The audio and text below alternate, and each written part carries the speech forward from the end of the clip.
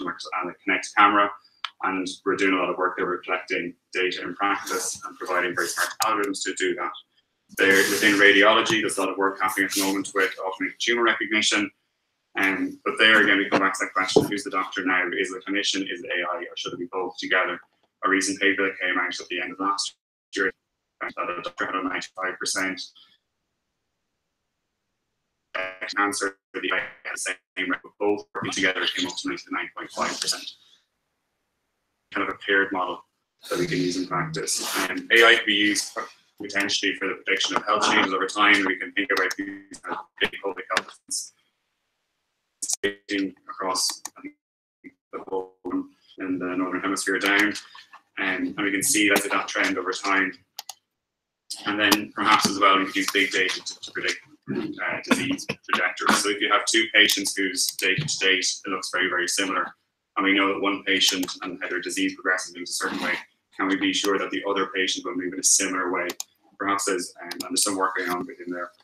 There's also a concept around this kind of reverse translational medicine. If you think about translational medicine, that's looking at kind of physiological processes and working very much on the bench, back onto the bedside to develop these therapies. What happens when we have big data and we're able to find different subtypes and kind of cohorts of patients that begin to look the same, and can we bring that back into the real world and kind of reverse that model for translational medicine? The challenges of AI. So the challenges of AI, I break them down into the data and the problem and the system. So the data, we have insufficient data, perhaps not enough, perhaps poorly labeled, perhaps very clean data. Is a data machine interpretable? Can a machine read it? What's the labeling? Is our labels that a person is healthy or disease ready, or could they be potentially somewhere in between? And how do we deal with that in practice? If we have someone who has a motor dysfunction problem, perhaps from multiple sclerosis or another neurological condition, that motor dysfunction gets worse over time. It's not simply a person has a very good motor function and a poor motor function. There's levels in that. So clinically, it's graded into scales and discretized scales. But if we come against that in practice, is that really a continuous line and how do we model that in practice? With the problem, we need a very well-defined AI-friendly problem. So I like to think, how do we compare that back to the predicate? So if our predicate device that we're looking to challenge in practice is something that's an activity monitor, how do we begin, or what happens in clinical practice, how do we really begin to show that what we develop as a tool, if we compare well back against it, and how do we measure that? And we also need to embed the solution in practice within healthcare systems, and that can be very difficult. We need to have acceptance of the novel evidence among clinicians and regulators. And so this needs to turn back from collecting data maybe on 1,000 people and creating a new digital endpoint. Is 1,000 people in one trial enough? Does that need to go through a similar process that the pharmaceutical companies go through? And how do we begin to do that? And also we need to think about the reimbursement model as well. How does this get reimbursed in practice? So that's just a very quick overview of at least my thoughts within the area. What I want to run through at the end as well is going to be here to help session. We have a very large number of people in the room. I think we can all start to help each other and start to try to build a community. And I'd like you to think over the next while what questions you have. If you are sitting in the audience and you think that actually I have a question, I need to figure out who could be a clinical lead in my product. I need to get access to patients. I need to understand what governmental supports could apply. I need to understand medical device classification. I need to talk to VCs, whatever it is. So if you stand up at the end, and I just want people to kind of go through a number of different questions that they have, we're probably not going to have enough time to answer any of those. So what I'd like to do is for people just to say, I need to understand how to speak with VCs. I need to understand medical device classification. If I could chat to anyone afterwards, great. So think of those questions throughout the night. So now just on to a few different speakers. The first will be Christian from Burley.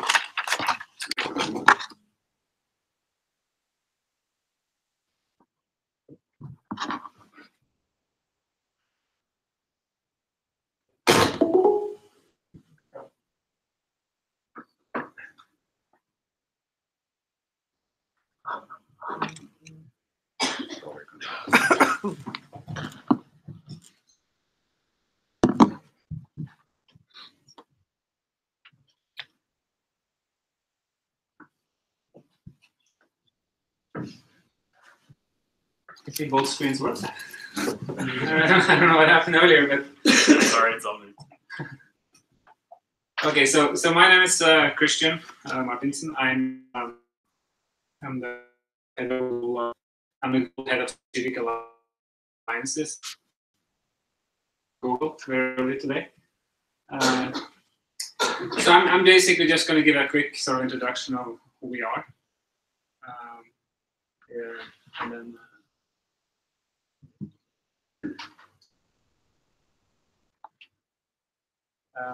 yeah. So Verily was born out of Google X.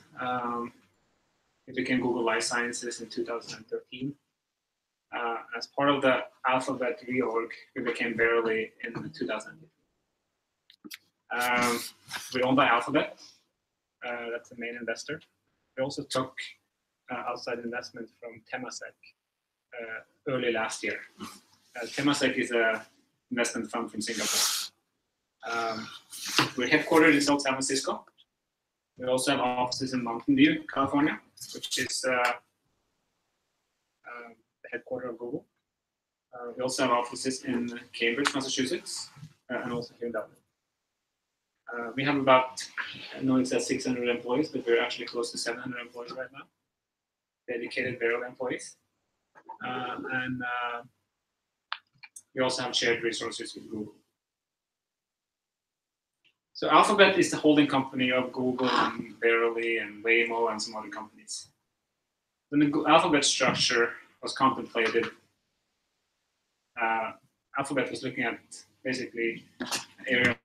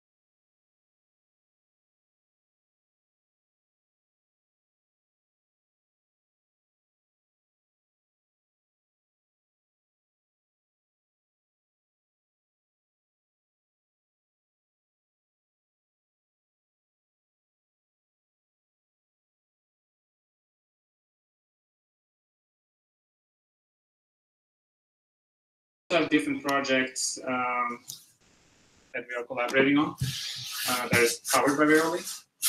3M, Alcon, you probably heard about the smart lens, the eye lens that we've been working for quite a while to measure glucose.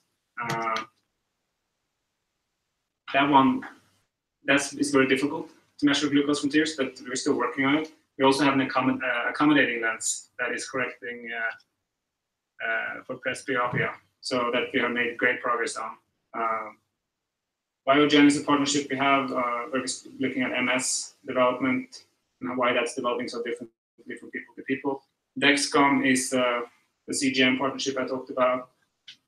Parkinson study, we have a partnership with a company in university in the Netherlands. All of us I talked about. Optos is a partnership where we actually are, most of these solutions and what we're working on is incorporating machine learning techniques and things like that. But Optos Nikon is one partnership where we specifically have developed image recognition software algorithms that can actually look at different images and detect for different eye diseases.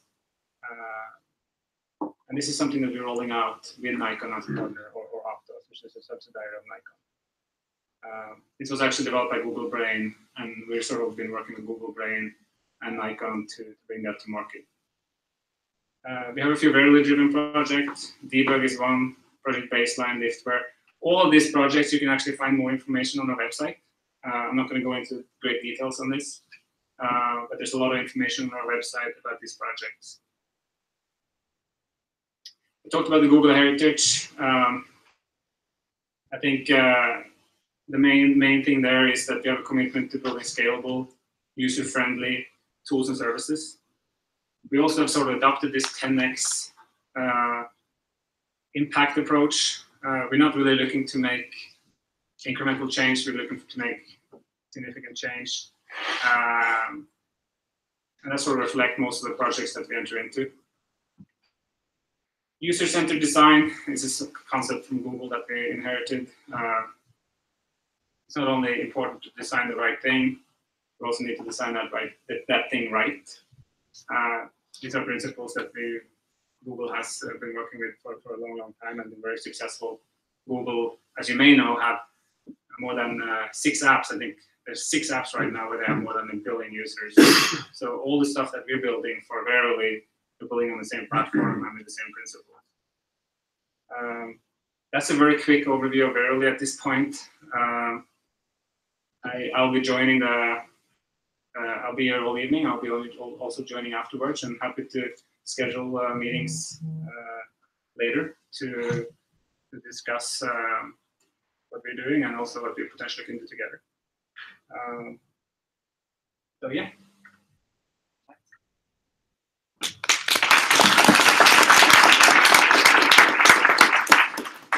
So we are probably short on time tonight, so I would like to maybe take a few questions, but maybe not too many questions if anyone has any at the moment. Yep. What are you doing out of Dublin? Yeah, good question. So we have quite a few partners in Europe. So it's more of a sort of partnership function, follow-up function at this point.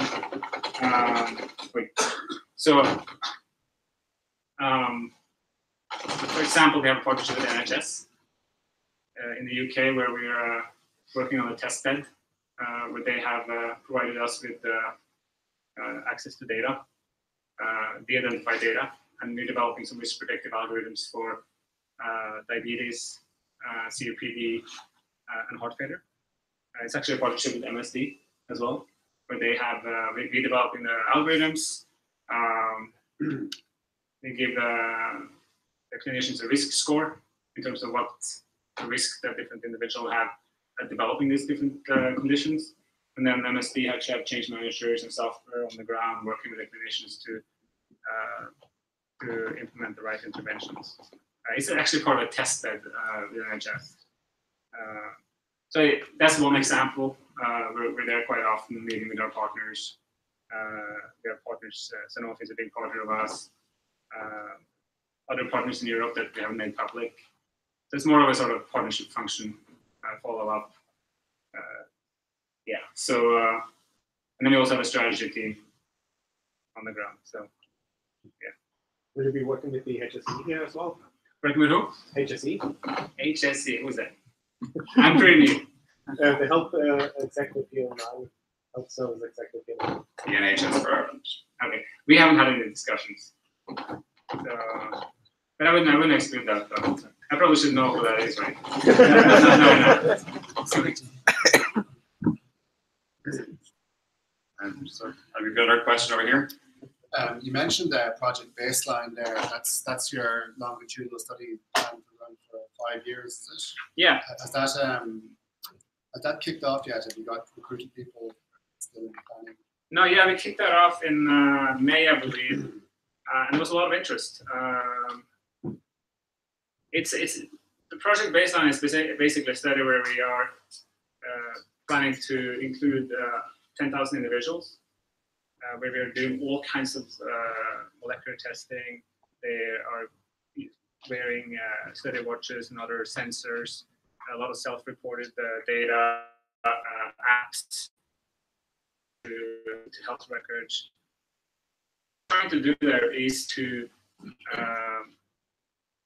and learn more about what healthy really means, create a baseline for health, or as these individuals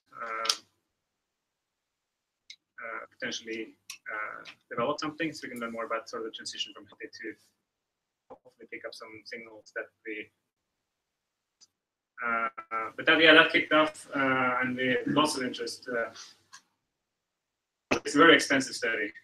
I think we have about 600 people, more than 12,000 people registered for the study. And a lot of that data we'll make public. Okay, thanks very much.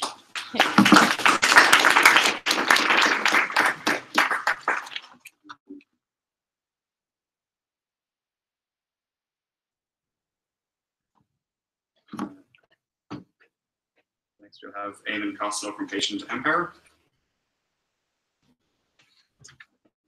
So view that thought I titled the talk, the part after the horse. It was actually trying to be a little bit provocative. So in my opinion, a lot of companies that seem to be kind of getting it the wrong way around, and I decided I'd start with an entry for the cart before the horse, or a proverb used to suggest something is done contrary to conventional or culturally accepted order or relationship. So, often we're kind of used to seeing companies that are machine learning for X, or blockchain for Y, or AI for this, that, or the other. And to me, that sounds like you're designing the solution in search of the problem. And it might be that the businesses succeed, but really, for me, it's all about trying to solve a problem that's worth solving. That was mentioned already. So for us, and I'll get to kind of the areas that we're working in a moment, it starts with trying to develop your hypothesis. So what is it that you're trying to do or trying to achieve? So again, I kind of thought it was kind of useful to kind of look at what the definition for that is. So it's a supposition or proposed explanation made on the basis of limited evidence as a starting point for further investigation. So in a way, that dictionary definition gives you kind of some clues as to what you should be doing. So you need to kind of, based on limited evidence, and do further investigation. Kind of it's really about, once you've kind of thought about the hypothesis, data, to validate the hypothesis. Now, in the past, or indeed software as a medical device, it was very much about kind of randomized control trials. And that world is changing, for some types of applications, machine learning or AI for that will still very much be the case. But increasingly, there's a lot of focus and real world evidence but you need to be careful kind of the approach you take on that. Stress strongly enough the need to involve clinicians throughout this process, developing the hypothesis. And then, of course, it's important to validate your hypothesis. So a little bit about patient empower. So we help patients deliver better outcomes in kidney disease and in pulmonary fibrosis, specifically a disease called idiopathic pulmonary fibrosis. I'm going to focus this talk on the latter, starting to apply machine learning to. So IPF, idiopathic is a medical term for unknown cause. Fibrosis is scarring.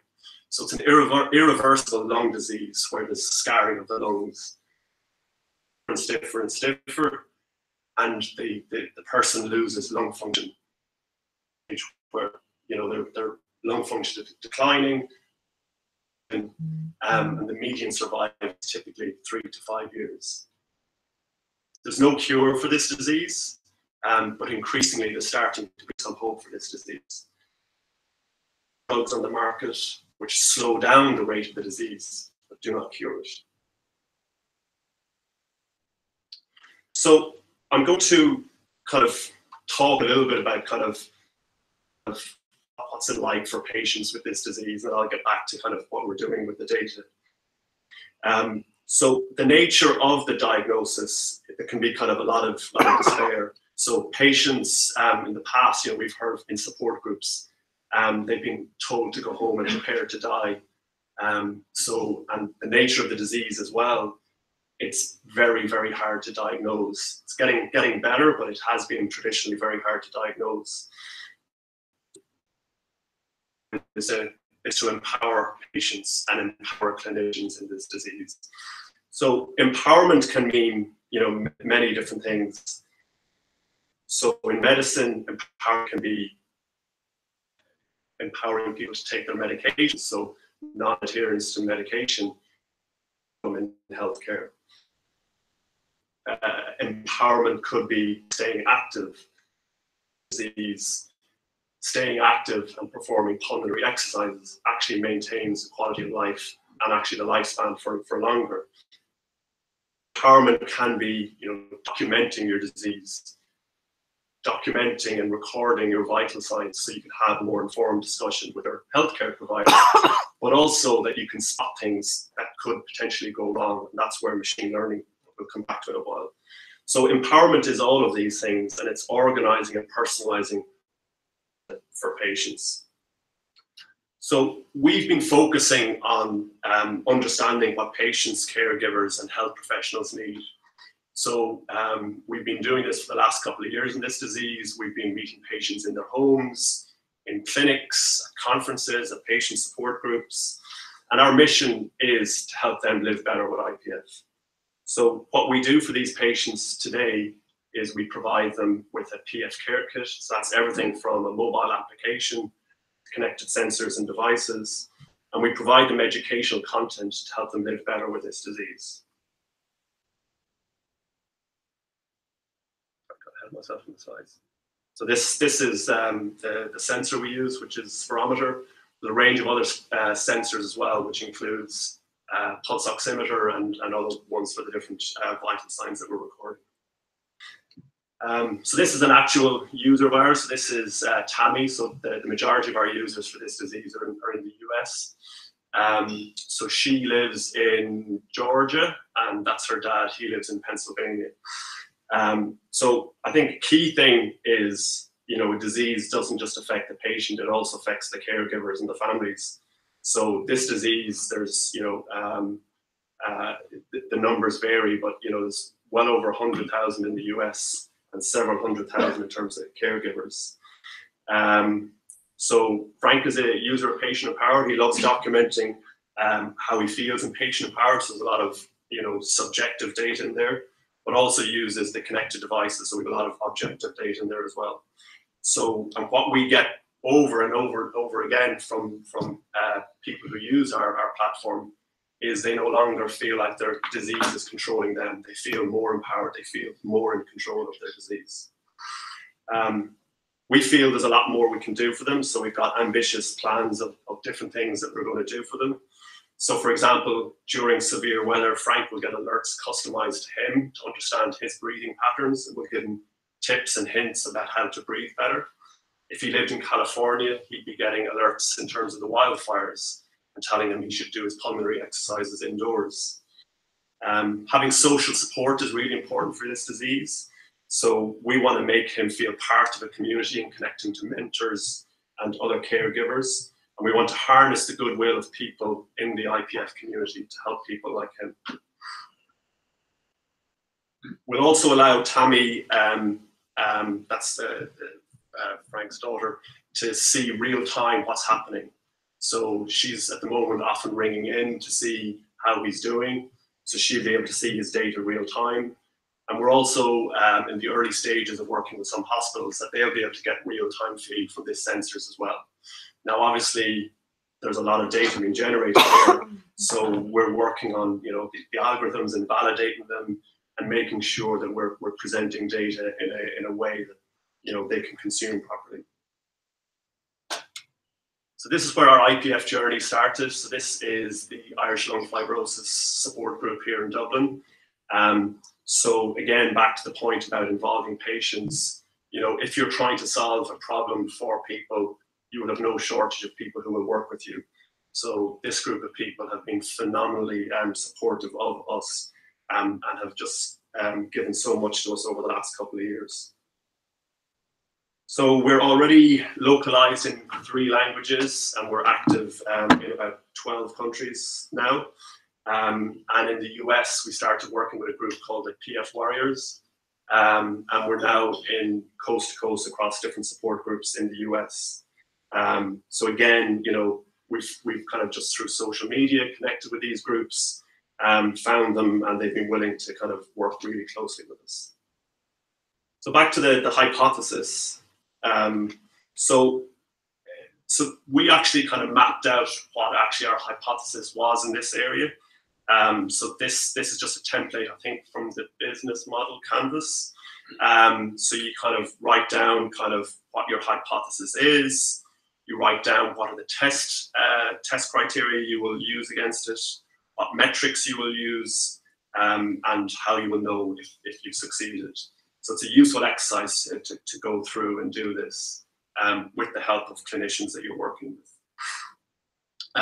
So the hypothesis we're working with here, and we've lots in this particular disease, is that through the breadth and quality of the data that we're collecting for this disease, and no one has done this outside the clinical setting before, that we'll be able to spot things like disease exacerbations more easily. And the reason why this is important is in a disease where someone maybe only survives kind of 3 to 5 years, there can be step changes in their lung function during that time. And if you catch something early, it might be that you can kind of halt the decline in the lung function. You know, that could be someone that's on a lung transplant waiting list that then becomes too unwell and can no longer have a lung transplant. And also those types of acute exacerbations are incredibly costly for healthcare. So there's you know, if you can measure it and you can prove you're detecting something, you'll be able to come up with an economic benefit to it as well. So as Lorcan mentioned, so we're working with academia. So we are doing a few projects with Trinity College Adapt Centre. So one of them was just simply around helping us with data visualization. So this is a single patient's data. So he's a male in his early 70s. You know, we probably have 100,000 data points for this particular individual. And I'm just trying to read it all here. So the key things that we have here are spirometry data. So his lung function. So the measure we're looking at is the thing called forced vital capacity, how much air is in his lungs that he's able to exhale from the spirometry test. Then there's qualitative data. So there's a quality of life scale, breathlessness scale. There's exercise data, so how active is this person? And then oxygen saturation. So what's the percentage of hemoglobin in the blood that's saturated with oxygen? And Context information is really important as well. So if you're used to living at sea level and then you're on top of a mountain, your oxygen saturation is going to be lower. So you need location awareness as well to interpret this data. Weather data, pollution data, all of these things can be a factor in some of the work we're doing. So we went through this exercise to help us visualize the data better. And that led us on then into kind of what we wanted to do around the machine learning and looking at the data. So the nature of the data that we have, you would call it quite dirty data.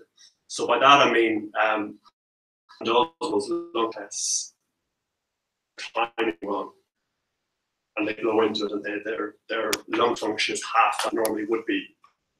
When you present that data to a machine, is that as an exacerbation, something's gone wrong. So you have to come up with kind of criteria about how you're going to clean your data. By no means a machine learning expert. These are just kind of, as much as I know, kind of these two simple steps. But the cleaning process is kind of a key step you need to do, where you need to know the context and kind of what criteria you would use to clean the data, inform the type of cleaning method you use in your machine learning. And then once you have clean data, is analyzing and training it. So being kind of clinically informed. So you know, for this particular disease, there's clinical protocol about what is an exacerbation. So it's, you know, X% of a decline of lung function. So once you have your clean data, you come up with a baseline, trends out of that baseline. After that, so we're kind of only part of the way through this, it's about iterating, continue to kind of guide and train this. Then start to pull in kind of all the other different types of data. So the idea is that we won't just do this with spirometry data, it will include all of the other different types of data that we're doing to help kind of continue to kind of improve the quality of the predictions. The thing to take note of as well is this area has got easier, and that there isn't regulatory oversight. We just in December issued some new guidance. We have some common sense really to things like software as a medical device. So the software as a medical device have can't remember the phrase. They would choose kind of not to kind of force you down kind of the regulatory filing. And that's where if your algorithm is performing a function that can easily be interpreted by a human, it's kind of on the side, they'll use enforcement discretion, that's the term. So that's kind of an important thing, and it's likely that same type of approach will come in here in Europe as well. Just wanted to mention as well, so we've been working with Trinity Adapt Centre on kind of these projects. So I'd highly encourage people to seek innovation vouchers. It's a way of kind of getting kind of some small projects off the ground, tap into, you know, extra resource, extra to help you kind of start kind of some of these initiatives. Big thank you to kind of the patient empowered team. So myself and Carol started this a little over 3 years ago. Colin Edwards came on board about 2 years ago to help us with the IPF journey. So we've been continuing to grow over that time period. Just recently announced a partnership with Brigham and Women's Hospital in Boston with their strategy in kidney disease. This is Harvard teaching hospital, transplant in the world, so it's one of the leading hospitals in the US. Another piece of news about us, so this day next week, pitching for $1 million, so that we've been shortlisted in a thing called the IPF Catalyst Challenge, your medical prize in this particular disease. So we're up against not-for-profits and other commercial companies, that's the UK and Ireland. Finally, I would say we will be hiring soon. This will be interested to talk. Thank you.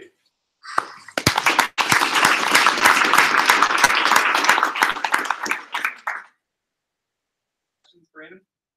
Just a quick question on storing the data to do the analytics and machine learning afterwards. What type of So it depended on the source of the data. So some of our studies actually proper kind of clinical trials done through an academic medical center. So in that situation, we've gone through a consent process with the hospital there, and that's a trial that we have published on clinicaltrials.gov. But in all other, that was a paper consent. In other cases where it wasn't done through an academic medical center, we've done electronic consent, and we've advertised some of these through support groups where we've got people signed up. But it's been on an ongoing basis, all the data that you're collecting on is very, very useful data. That you're capturing, you're just getting consent. Yeah. Yeah. It's I mean, particularly for a disease like this, when you explain what you're going to try and do with the data, people have, this idea that people don't want to give their data. I mean, it depends, I suppose, on the disease, but here it's like they want you to have the data.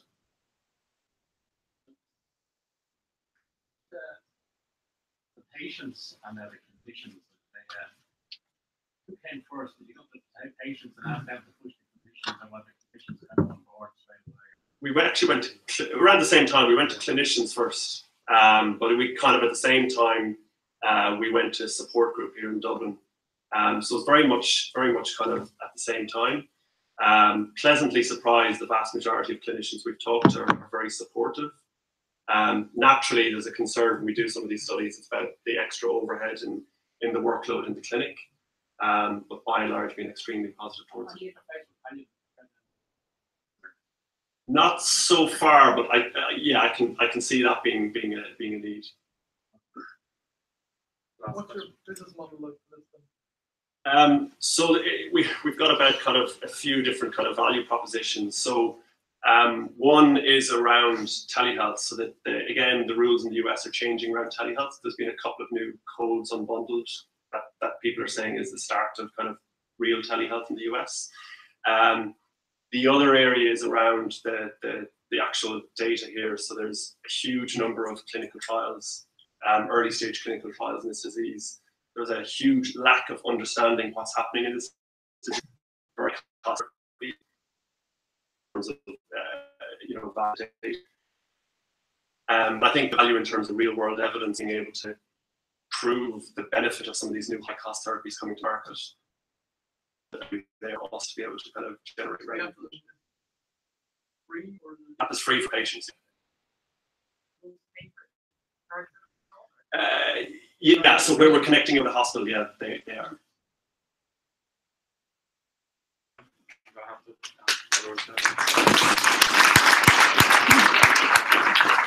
Thanks very much. We have our IBM.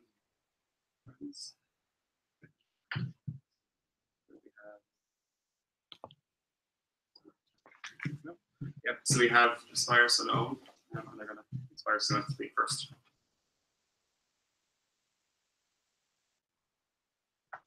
Hi everybody, thanks for the organization, Logan, for the hosting from Google. Spyros, I am a research manager at IBM here in Dublin. Team of talented engineers and researchers. Some of them are hiding, I see down there in the back, and another one's making a video. Harsh questions at the end. Look.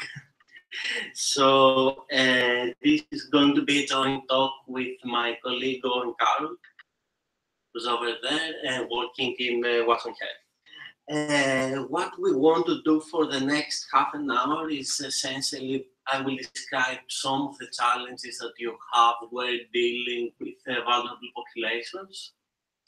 And Owen will take over to see how to show how we can take some of the risks and some of these technologies and put them into practice. Many times when people ask me what I do and what's my job and so on, and I don't want to look like the giant nerd that I am, I tell them that I build technology to help people that help people. I think this captures in general a big shift that we see in IT. We don't want systems anymore that record information, capture information, display information, process information. We, both professionals and consumers, demand that whatever they're using actually helps them. Today, I will talk about how artificial intelligence can help manage the health of vulnerable populations. Let's see what it looks like. So, you have 100 people, 60% of them would be, you would go to the doctor once or twice every year to manage your own health. Like a smaller percentage, say, population, they would have, for example, a single chronic condition. That means that sometimes they would need to go to the hospital, they would need to go to the doctor several times per year, they would be consuming some health services. And then you would have 10% that would be highly vulnerable. Think of, for example, of elderly people with multiple chronic conditions. Think of people that have both behavioral problems and clinical problems, etc., etc. To give you an example, at the high end of the high vulnerability, you would have the homeless population. Now, if you look at the resources and the complexity that the care of these populations entails, so it kind of looks like this. The 10% of the most vulnerable people account for 90% of the resources and the complexity. Puts into perspective where we want to target our solutions. Dealing with a problem that lots of people have, but it's not a big issue, you're not really changing the health system. In order to change the health system, in order to improve the health of the population as a whole, you have to go for these difficult cases. What is this complexity that I'm talking about? Actually, the Robert Wood Johnson Foundation has done some really good work at mapping this kind of determinants. So you have behavior, social circumstances of people, you have other dimensions like the psychological well-being, are from a social perspective, how they are from a functional perspective, and so on, at multiple different levels. I don't want to go too much into the numbers behind this, so that these boxes more or less represent these determinants affect the health outcomes. So if you will get that behaviors and social circumstances are actually in the end become more important than medical care. So we have all this complexity, we have all of our AI technologies, and we also have people that are highly vulnerable. Manage care, what do we really need to look at? In my opinion, there are three things that we always have to take into account. First of all, the human touch. I don't believe that AI in healthcare is an area where we want to go for full automation. There will always be a human in the loop, and the act of caring, to be honest, is quite hard to deploy on one. The second part is that there is lots of background information. There is lots of background information about the patient. There is lots of literature you need to take care, you need to understand, and there is generally just lots of knowledge. The guidelines and processes, extremely complex beast, it has to be within the guidelines and within the processes, be there and within all kinds of regulatory constraints. Having set the scene, I would like to a bit of the type of the technologies that we're building in IBM. Looking at this at a very high level, that consumes different types of information. Think of structured data, for example, different referrals that you may have, goals that people have, risks associated with what they're associated, and so on and so on. That is structured, but not your own data, all kinds of semi-structured data. Different kind of knowledge bases, data that you're pulling from other systems and they're not exactly in the format that you want or the level of formalization that you want, and so on. You have nodes, you have patient records, you have the unstructured part of patient records, you have touch points, you have literature, and so on. At the other side of this equation, what you really want is two things. I want to know what is important, and I kind of want to know where I should go next. Right? So one is kind of a decision support element, and the one is help me focus or help me summarize. Of course, all of these kind of systems, they have feedback loop, configuration, and so on.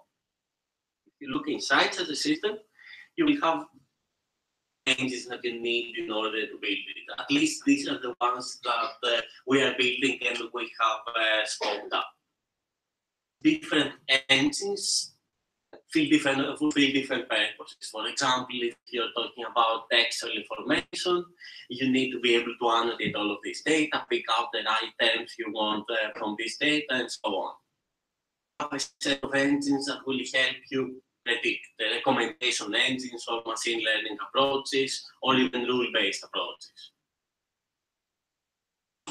What we call reasoning engines. Especially in the healthcare domain, many times you need to sanitize things.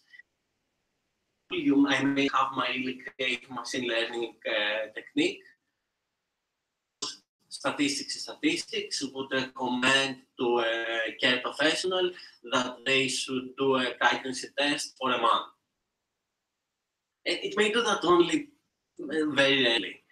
If this happens, you just kind of lose faith in the system. So you want your system not only to be able to predict in the statistical sense, but be able to reason. So whatever information it gives you, it has to kind of make sense. Now, you have all of these different engines, you need ways to combine the information, and many times you also need you also have an optimization component. So there's different decisions that you need to make, and factors, how do you put all of those together? I will close with, just a little story before handing this over to Owen. I think it was around 3 years ago. I was maybe for a couple of years. And before that, I was working for a university. I was looking at pulling together and reasoning cover information that we're collecting from different sources in order to get a more holistic understanding for healthcare and social care. So one day I was called into a meeting from senior technical people from the product division in IBM, and I was very excited. I was like, they really care about the new thing that we have built. And I explained to them what we had built. I mean, in software engineering, you would probably already have in the back of your mind, yeah, okay, I'm pretty sure you didn't come out in one piece out of that meeting. It actually went okay in the sense that I got an understanding that it's not really building the AI technique. Building the technique is like building the engine of the Ferrari. The Ferrari doesn't go just with the engine. The engine may be great, right? But you really need the rest of the Ferrari, and it is just as important. And after countless days of trying to figure out how we do these kind of things, I think we have emerged with a way to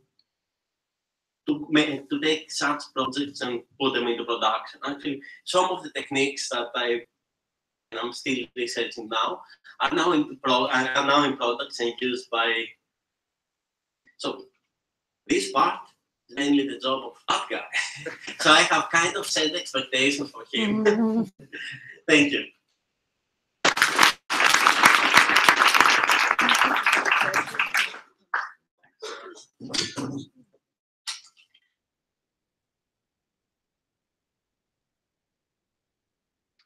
So just to quickly introduce myself, my name's Owen Carroll, and I'm a lead software architect in GHS Cognitive Solutions, which is part of Watson Health, and we work very closely with Spiros and his team, so as well, I think. So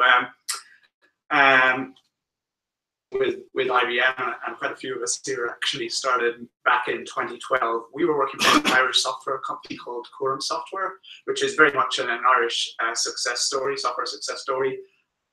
And in 2012, we were acquired by IBM. At the time, I think we were the largest software house in Ireland. It's about 700 employees. The market-leading software for social care welfare services. It's used to run care and welfare systems around the world by states, by countries, and there are literally millions of people every day. So we were acquired. And as it happened, when we arrived in the IBM offices, our office was right beside IBM Research, where we just started. So we were kind of interested to know what those guys were up to. For a year, and IBM decided to start up a healthcare division, which is IBM Watson Health. The idea being to put AI, put cognitive technologies at the heart of healthcare. Now, we in Quorum, we've been thinking about healthcare for a while and thinking, you know, this is something.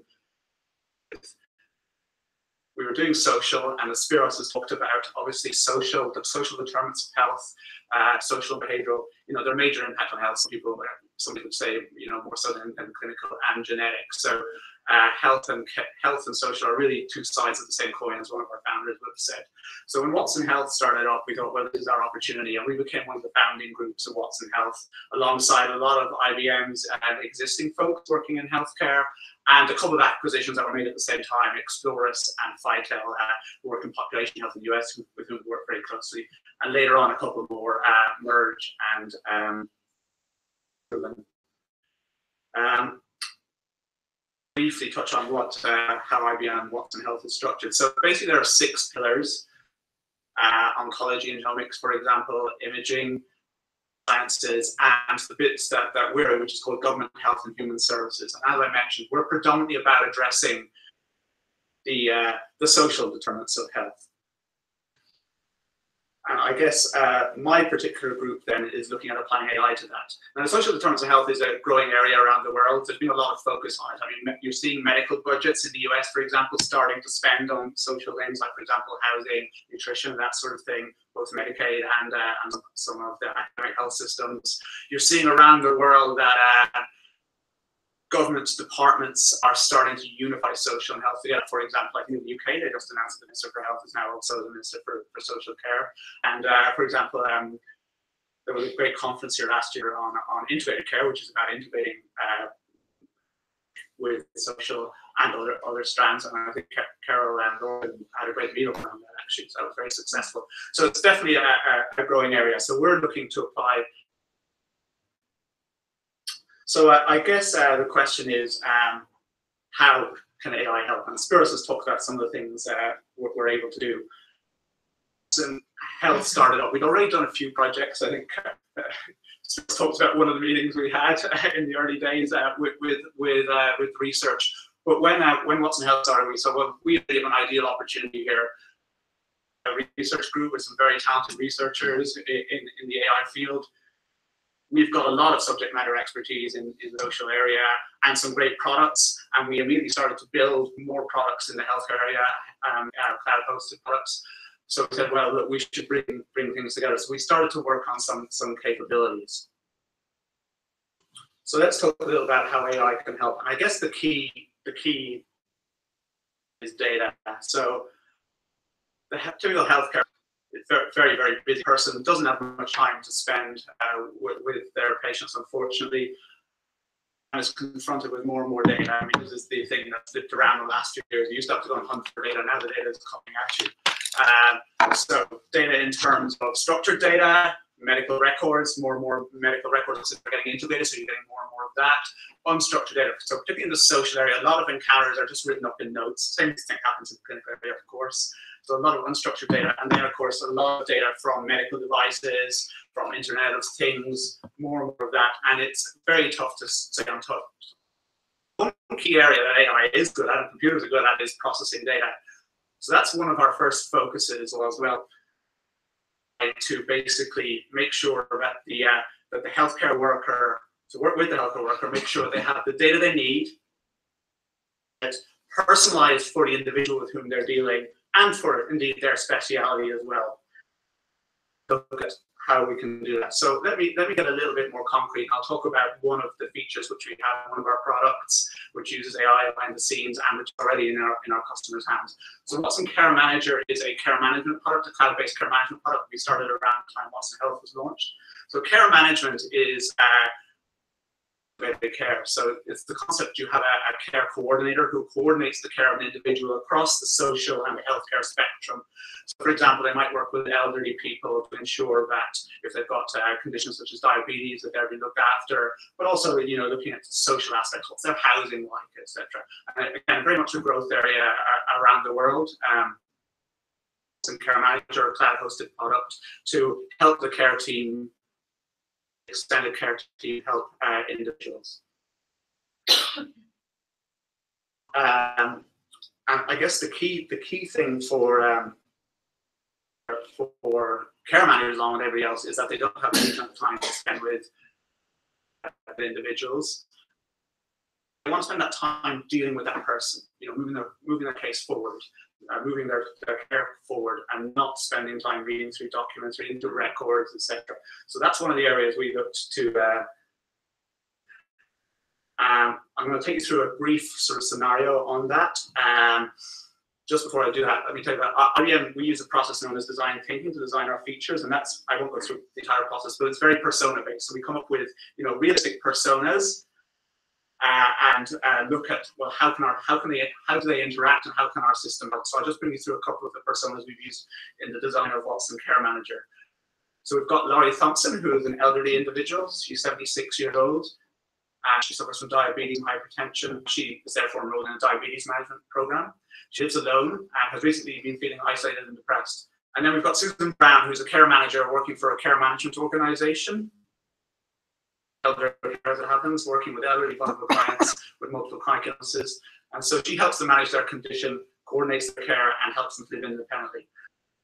And Susan is going to go and visit Laurie, but before she visits Laurie, she wants to come up to speed on what's happened with Laurie's case since she last met her.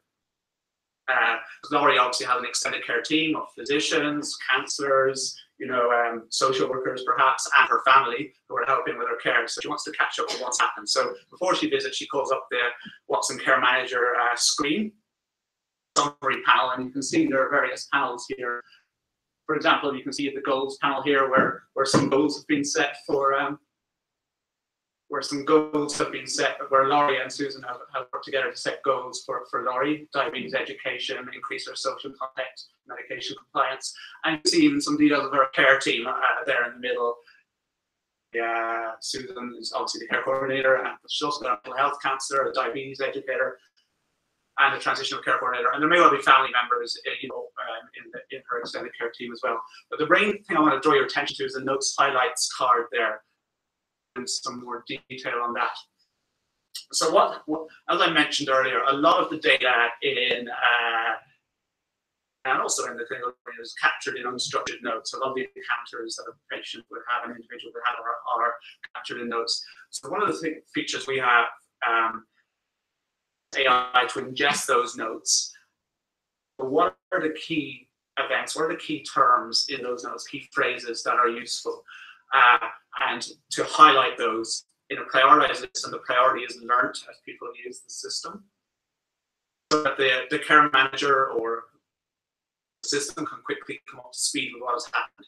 You see there's a time period there. So in this case, we've pulled up, give me the prioritized list of events that have happened in the last month. You could equally well just pick the last week or the last year. And you can see at the top, we see full. So full, why is that up there? So she And we immediately jump to a summary of all the notes in the last period, the last month. And you can see that, in fact, Laurie's had a fall. It's been recorded by Rita.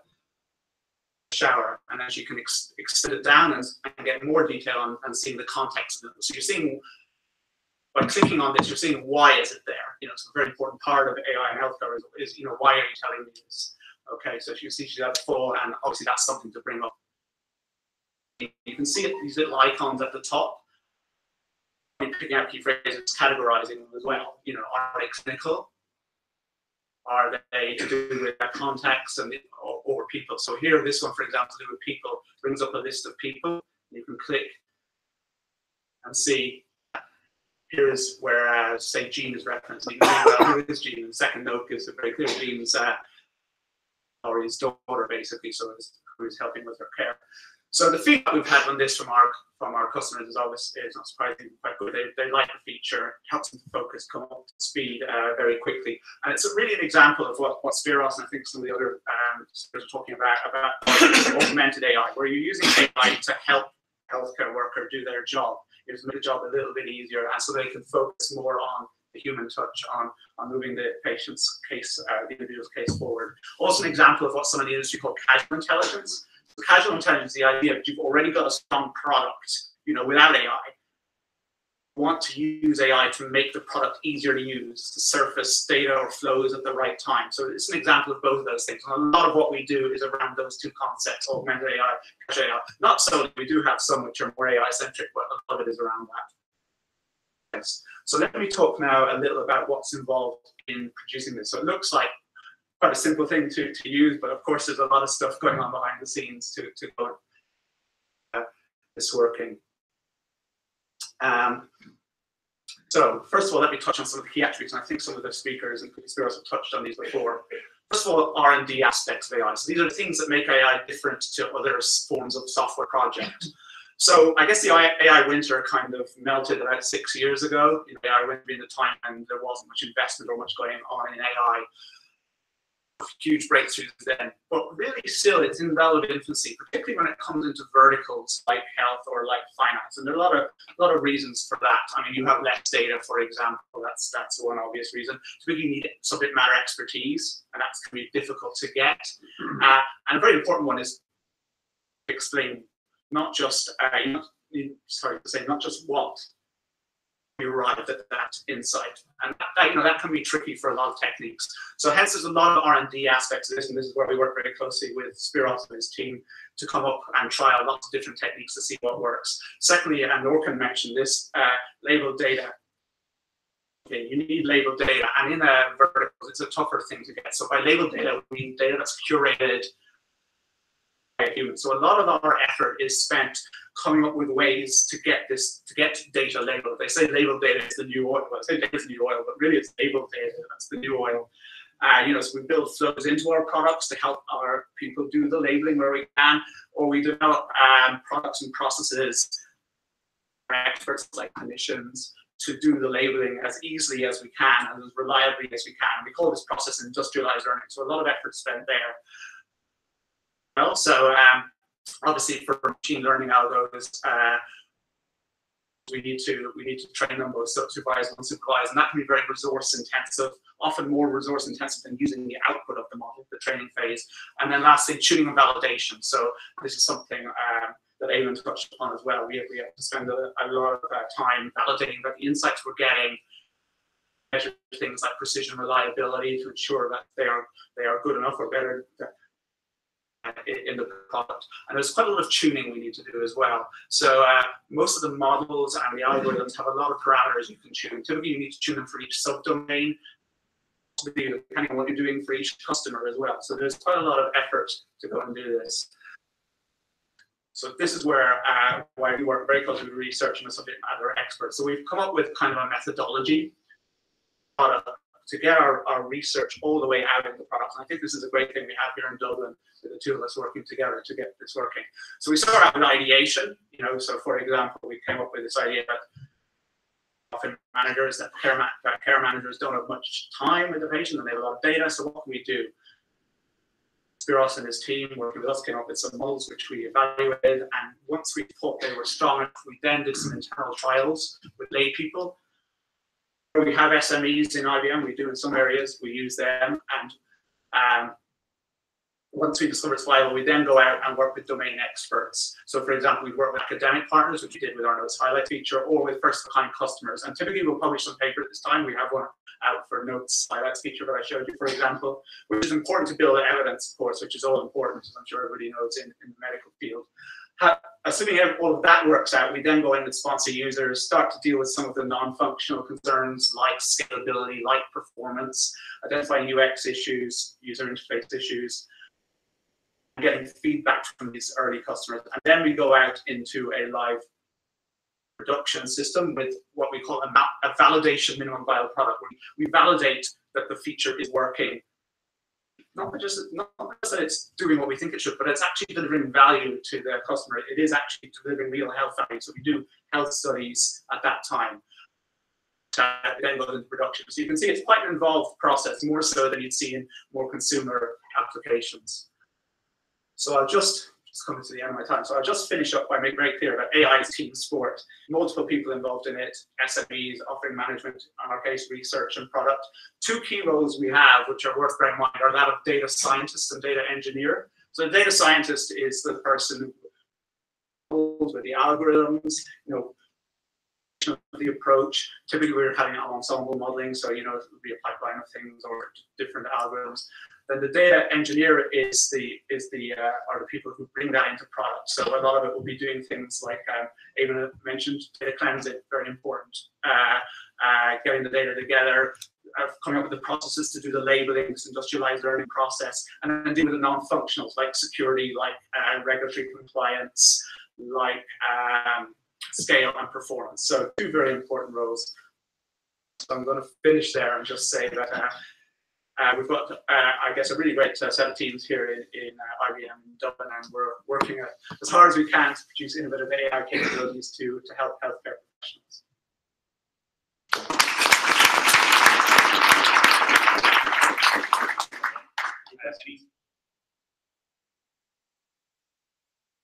Great question. Patient involvement. So our patient involvement will predominantly be through our customers, basically. Yeah.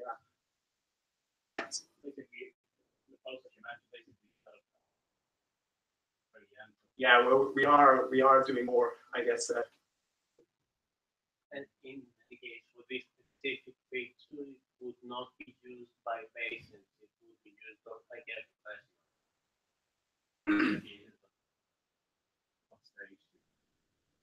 If user was a patient, then that payment, yeah, like a software engineer.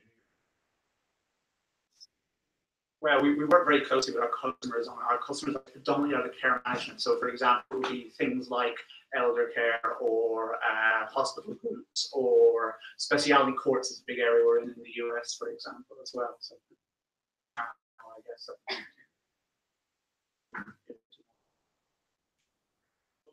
The question, putting AI into production, especially for healthcare, I wonder if you experienced that that in itself changes the data collection process and ultimately can lead to didn't anticipate in your approach to develop the product in the first place. Sure, and I guess that there are sort of things that we do in this validation MVP process, where we're doing the healthcare studies and we're seeing effects it's having, and as part of that, yeah, we do need to gather certain forms of data, and I guess we're now at a stage that we have products that we can see, well, how do we feed back what's happened with our actual customers back into the product? So there is a circle back. You're quite right, yeah. What to this, lots of these projects are not, which is the records for 1 million patients, come back with insights. It's more of problem solving. For these Notes Highlights features, we didn't have time to cover it. It actually happens on the jobs, or the feedback and the learning component of the system. It's not an outside part. So we don't pull out the data, train the system. The model would be, the model in this case, it is done Actually, that one is live. Right? Yeah. It doesn't even have a display phase. So, I mean, and that's something we've tried to do as much as we can, just build flows into the product to have the feedback straight away, because, you know, if you take people out to the special flow, obviously it changes their behavior, but they may not even do it, you know. Thanks very much.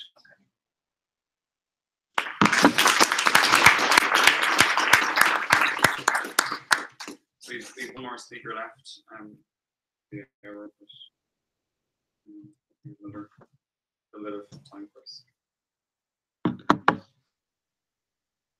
I'll just give an introduction. Cathal is one of my colleagues from the Christian Agency.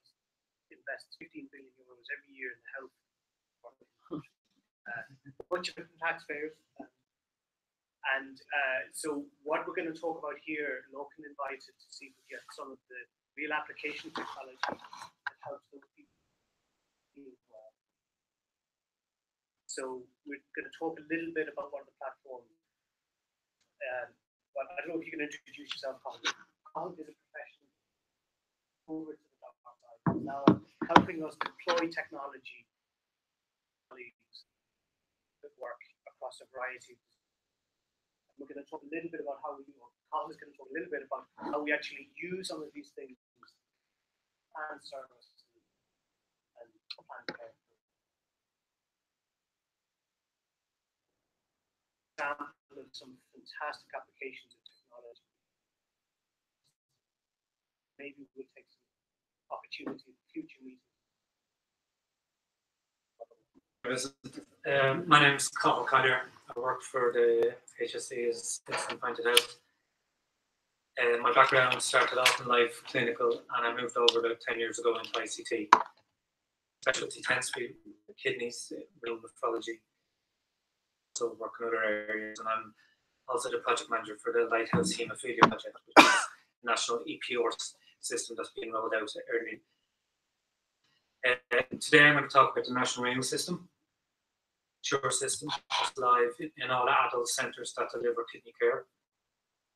System, and it started off originally as a dialysis system, and it morphed through legs and it's become something bigger than we ever thought it would be. So kidneys, just briefly what they do, I'm sure you all know, there's two main functions. They create urine, which removes excess fluid from the body, and they also filter our electrolytes, our potassium, our urea, our creatinine, which keeps our body all in balance, keeps us well. You go into early chronic kidney disease, which there's 5 stages of. At the end of stage 5, which is the progression of end stage kidney disease, you need either hemodialysis, peritoneal dialysis to survive. Within 10 days, unfortunately. So it's quite a life-saving treatment we offer. So just to kick off, 7 years more, 2007, we all came together as a group of decided that it was quite fragmented how we deliver care, houses, machines for drugs, how we did our clinical protocols, and also we wanted to have a standardized IT platform to work from. So that was the beginning of it. It was called KDC-PMS, which is a bit mouthful, but the idea was to get a standardized IT system across the board. The solution was to capture our drugs, capture our labs, provide some type of how we deliver our care. We went out tender, 5 companies applied, it was well down to a shortlist of 2, and eMed Renal, it's a bespoke company of a small group in the UK, was the winning tender. We're able to have an interface with demographics, seamless with an EPR, have a full integrated timeline, patient empowerment, patient images for safety reasons. I suppose and laboratory studies. But life cycle, the preparations to go live, the establishment of EPR and the advanced features tends to be the apply. We tend to, I'm not sure if you're aware of Print's methodology and project management, we tend to, sometimes we use the terminology more than we do the methodology, but eventually we do get there in the end.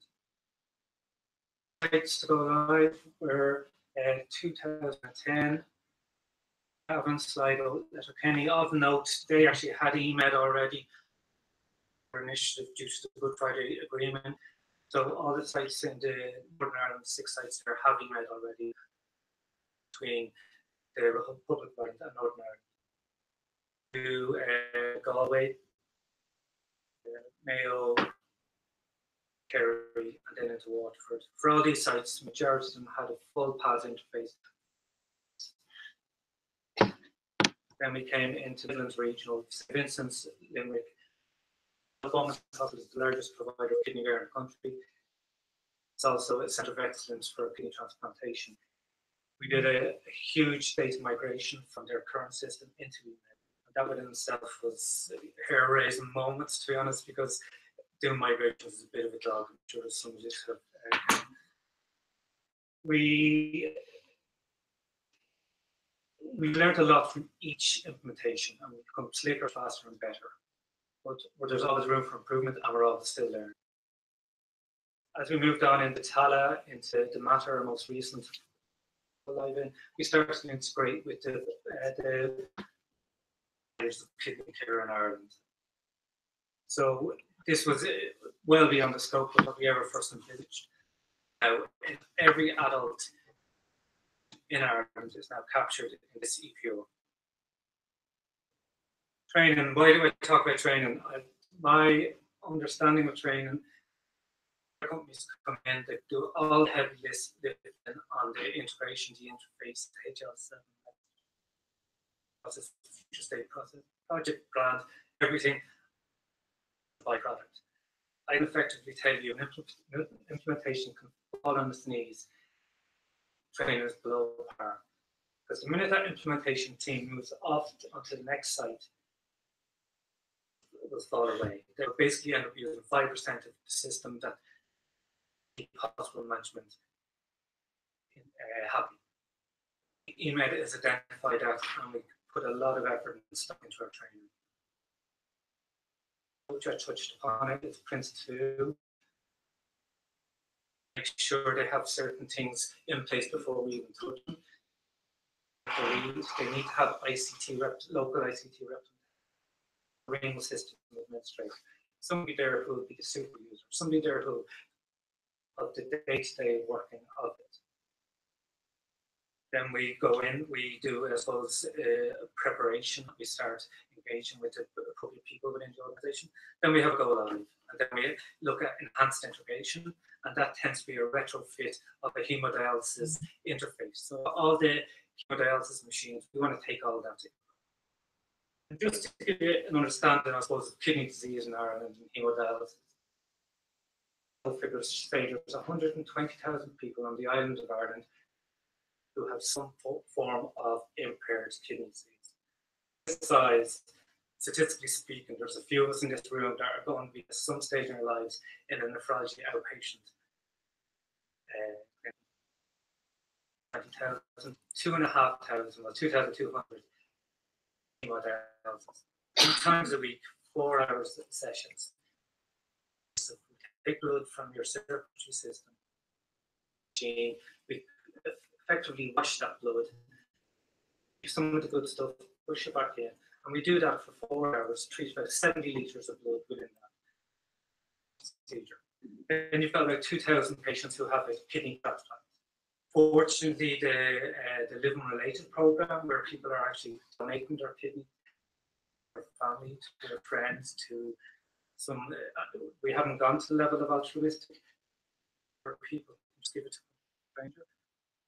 Well, we're open to that. It's just a lot of ethical things there to consider. So you've got 4,200 people in receipt of renal replacement therapy, whether it's hemodialysis.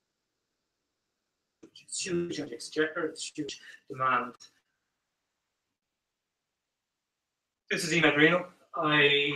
We haven't started dialing pigs, and patients are getting worried. On this journey, my children were quite young, so that test patient, Peppa Pig, was the flavour of.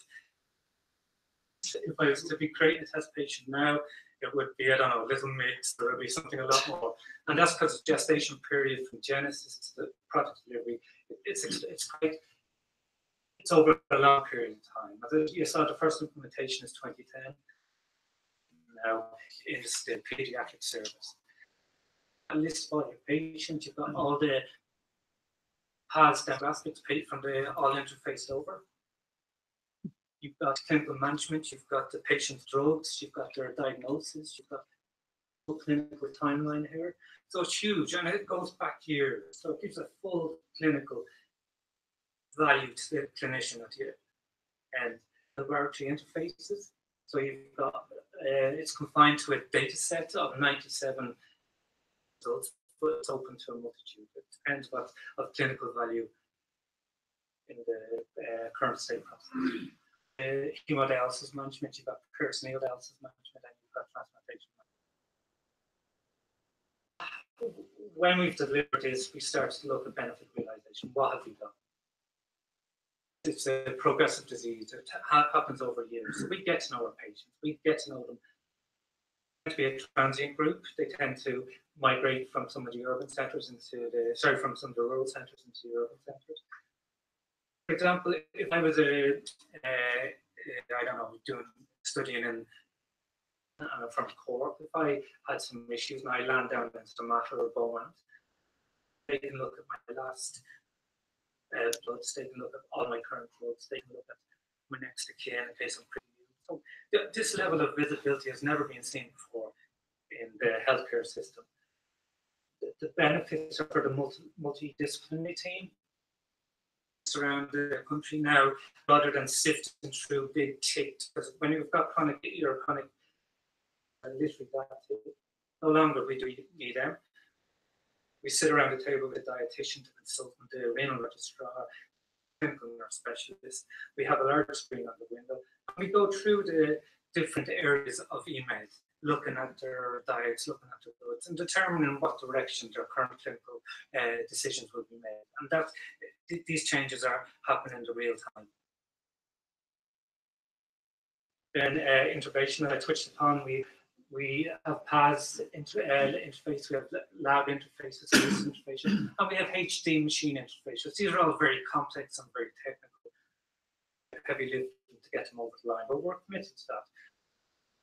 So with Medlist, the National Laboratory System, we're looking at the National EPR with the Office of Chief Information Officer in HSE, and also we're looking to integrate with IHI, the unique identity. Future releases, we're looking, St.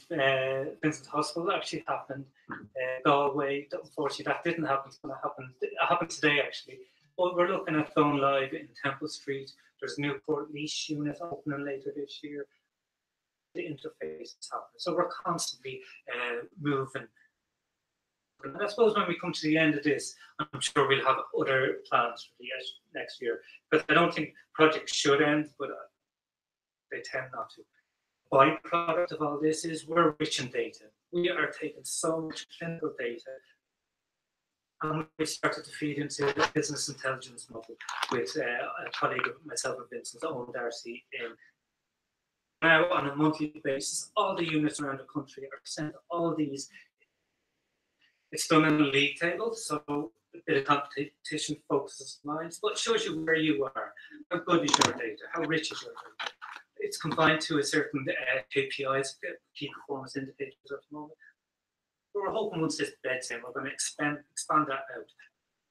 That's such a vast system. I touched a button for the first time ever. The Department of Health can see how many people are on dialysis, how many people are on peritoneal dialysis. They can look at centres, you can look at how well you are or how your trends have. And then also there's just other apps there that are of clinical significance, but they're there and they hold. And then finally, what we're doing for the first time ever in the history of Ireland, we're submission to the European Renal Registry. We've been lagging behind that, unfortunately, but alas, we're mature enough in where we are and we're confident enough in our data to be able to submit to such an esteemed body. Just a pointer of working. Where are we in esteemed things? I think on the HIMSS level 3. Well, I think we're maybe 3.5. But why not level 7? And I suppose one thing to take away from tonight, we all talk about IT, we all talk about AI and how we can augment this together, but ultimately, the patient is at the center of everything we do. Hopefully we can. Thank you.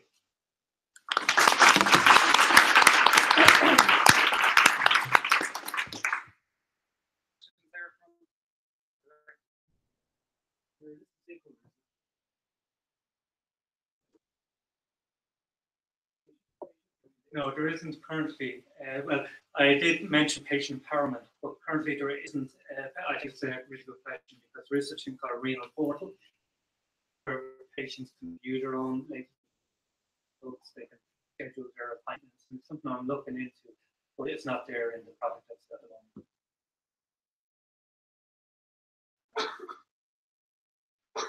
In real time? Or? Yeah, real time, more time than not. In a lot of instances, the nephrology team are using EMED, that's the product there, they're using EMED as their laboratory system.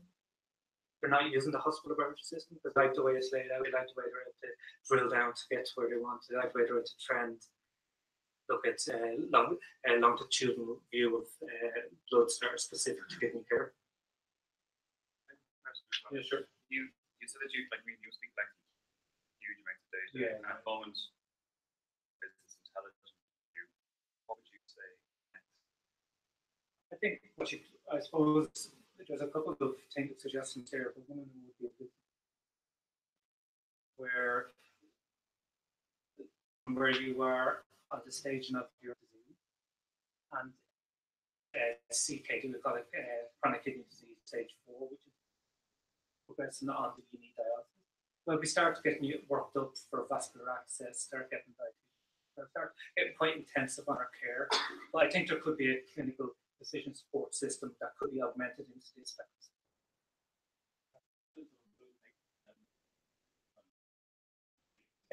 Yes and no. There has been studies done. Our team involved when your kidneys don't work, you can't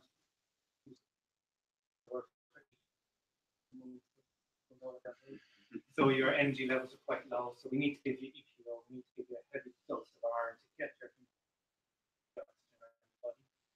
But the team start looking at the bloods in a lot more detail than that. We start looking at the dosing of this captured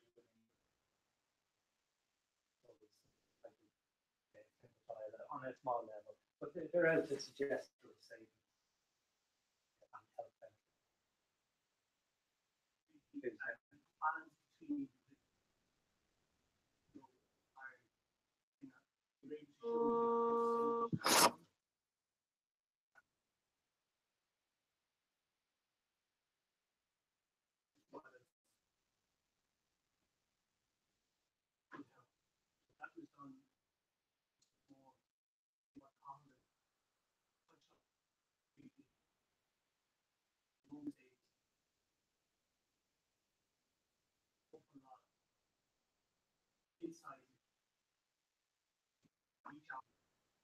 Last thing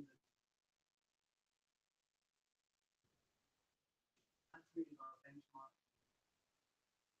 our service, our outcome against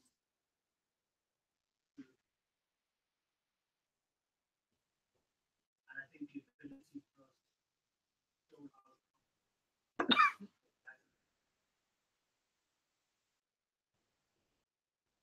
amazing.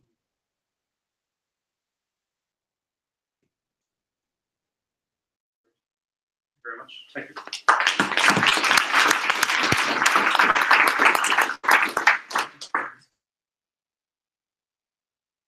So, just before we end, I mentioned at the start the here to help section. If anyone has any questions that can they look to the community for answers. So, if you have questions right now, one that I have already is that a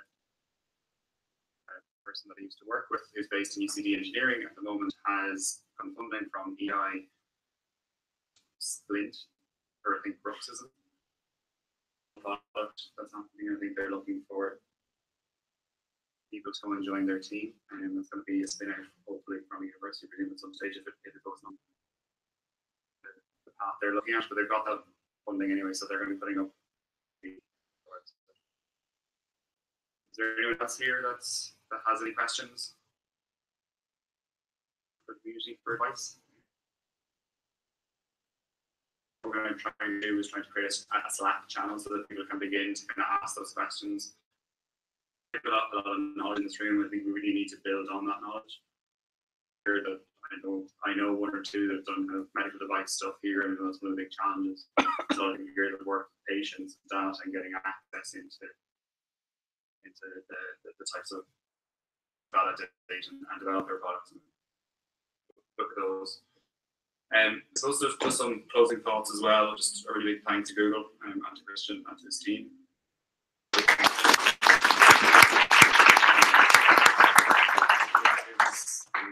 It was great to kind of get you despite kind of the attendance list constantly going on.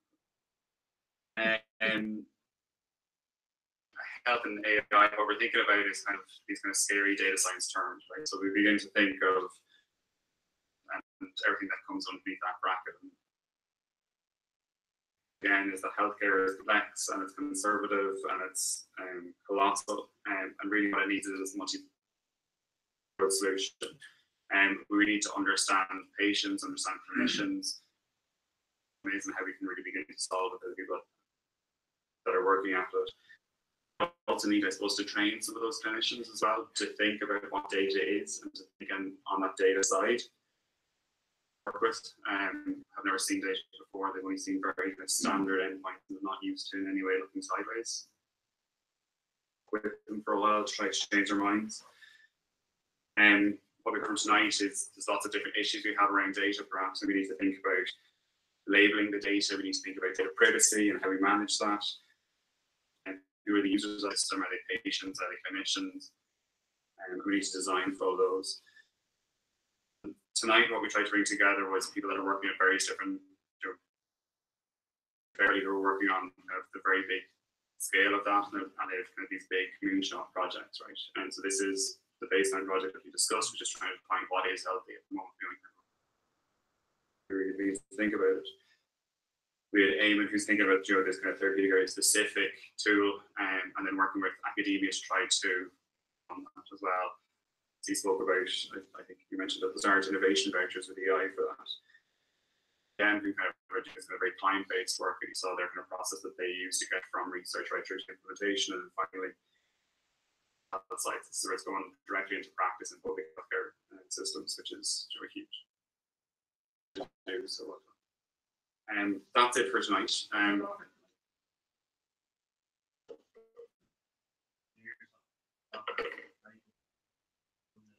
Yeah, I mean, if raise your hands, if you're, we break it into kind of technologist. Does that? Will I get the technologists to raise their hands? Clinicians in the room? Yeah, I mean, well, I know a few pharmacists here as well. Do some clinician side bags? So we try and build that. I would say that's something in Health 2 Dublin we've been trying to encourage is to get more clinicians to come, but not as interested in going to tech meetups or what's perceived as a tech meetup anyway. We're quite keen. We might try and work with some hospital, like some more HSE backed people, but Vincent, I'm sure you can probably see that it is hard to get clinicians to go to.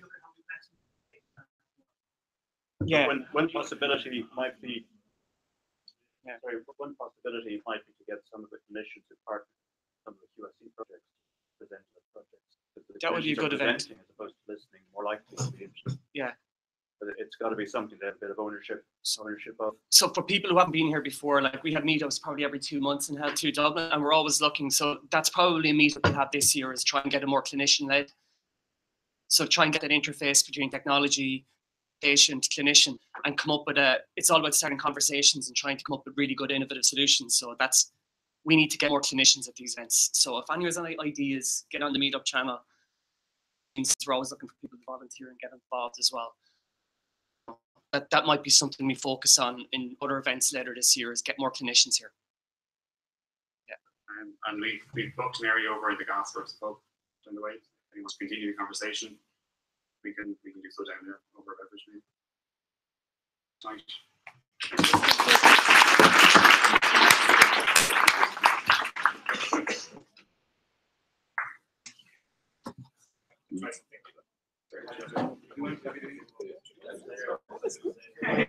There was